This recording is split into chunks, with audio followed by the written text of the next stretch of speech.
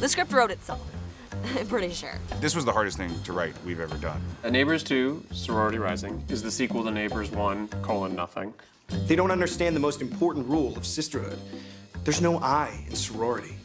Yeah, there is. There's 2, actually. There's just one. Do you know how to spell it? Yeah. Sorority. UH. Just gotta get my phone.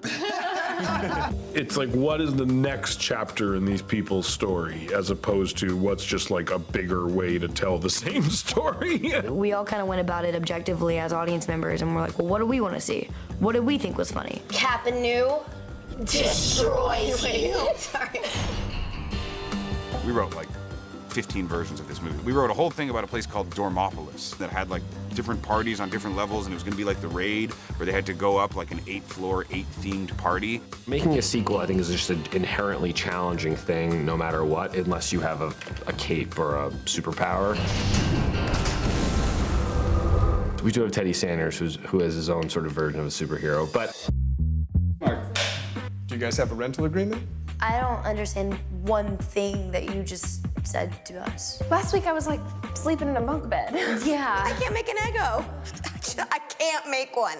The best sequels keep the same themes from the first movie, but the characters are in a different emotional place. It wouldn't be interesting to see 2 characters who still want to party. You know, that would have suggested the entire first movie never happened. No, you get out. No, you get out of here. You get out of here.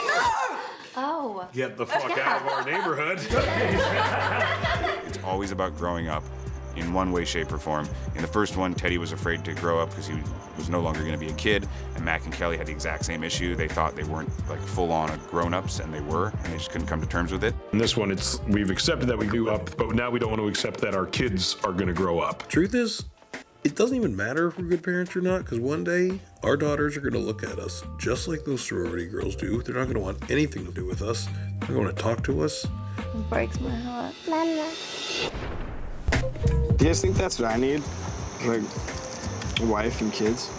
No. Teddy is very lost at this point in his life. Zach realizes he is a grown-up, but his life is not befitting of a grown-up. This is literally all I have. I don't understand. Why is this happening? You're an old person. Chloe's so excited to be a grown-up that she like can't wait and just wants it all right away. You want this to live like a drifter murderer. What about this pizza? How old is that? That cheese is moldy. Cheese is mold. I can eat it. God, have you inherited my stupid gene? Look at you. That's the point of college. I'm my own parent. When did you start talking like Eminem? You were the one stifling me. I'm gonna talk like this. I'm gonna talk like that. We're from Nebraska. That's the point. This is ridiculous. Mr. Stoller keeps going, trying things. He's always trying things. He's got a very creative, impish kind of sense of humor, which he lays into the comedy, and he just keeps going until he finds something he thinks is funny. If he laughs, you know you kind of made it. Nice to see her. Really. I miss the sound of her screaming at me. Oh. And Kirsty just go, like some kind of... Nick basically, one of the weirdest things, he was like, just smile, but be dead inside. I was like, okay. Good one.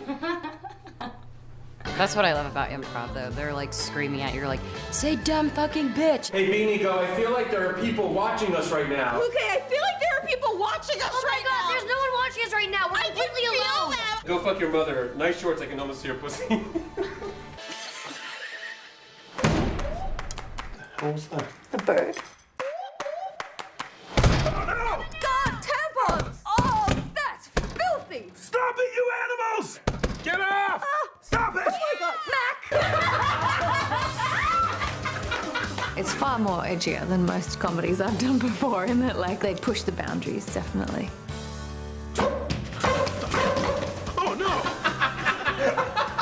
Up until this point in my life, I had never even touched a tampon.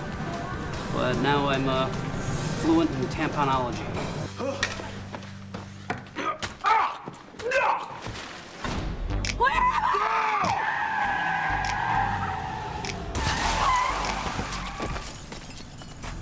There's very few stunt girls that I would do that to, and Mandy Kowalski, who just did that, is one of them, just because I trust her and she's a stud athlete.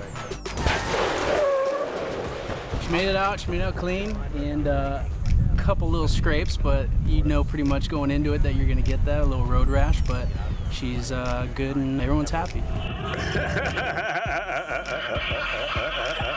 You can hear their laughs from like a mile away, so you know if you're doing something right when you get their big, hearty laughs going.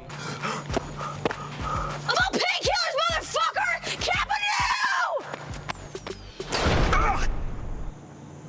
What the fuck? We have a callback to the airbag gag in the first movie. Why would they just break in and steal an airbag? I don't know. We should follow police. That's supposed to be me. He's gonna take the hit. 3, 2, 1. Oh, shit! It's not easy being a stunt dummy. Oh, God! Oh, no! Get this man a rag. Hey! We've been trying for a while to figure out how to do the airbag, how to do an airbag callback without doing an airbag. Kapanu fooled you. Kapanu! Break more! Airbags! Airbags! Airbags! Airbags! This is not a drill! The first film was one of the most brilliant seat-related gags in comedy history. Get the chairs over! Trip them over!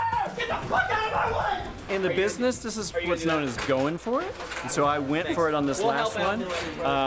Nick just said, when you run past, maybe bump into that little that filing cabinet.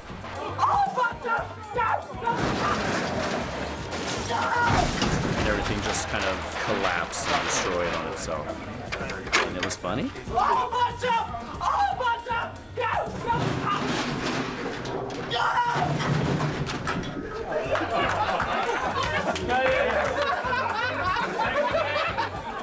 I committed to it unknowingly. I didn't know.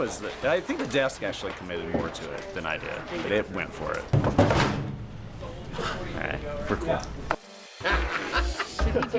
My main goal here is that this is good enough that we do 5 more. I'm not getting greedy, 5 more, right? I mean, that's 7 total. Neighbors 3, I'm thinking high school kids. Your own kids move in next door and you have to get them out. Neighbors 3. It's like in the White House about to blow up if Teddy and Mac don't work together. Like a gang of babies move in. Neighbor 7 is like, they find out like aliens are moving in next door. Because it's gotta be way in the future, right? That's just it. Listen, I haven't copyrighted that or anything. That's like, they can use that.